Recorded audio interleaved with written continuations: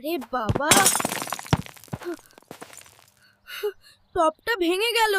ও, এখন কি করি? ফারহান, তুমি কিছু লুকাচ্ছ না তো?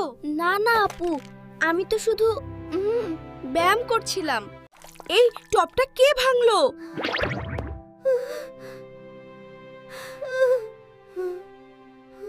বাবা, দুষ্টুমি করলে সমস্যা না, কিন্তু সত্য লুকানোটা ঠিক না।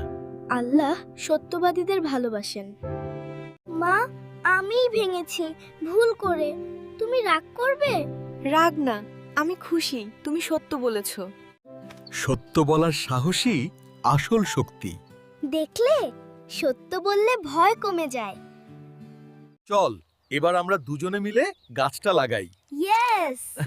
আমি আজ থেকে সত্যবাদী superhero. Just like that. Press the soil gently around it. It looks so happy in the pot now. The birds seem to like it too. যে সত্য বলে, আল্লাহ তার হৃদয়কে আলো দিয়ে ভরিয়ে দেন।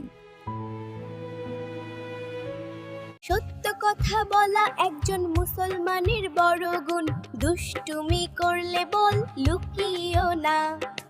এই ভিডিও তৈরি করেছে হারুন ভাই।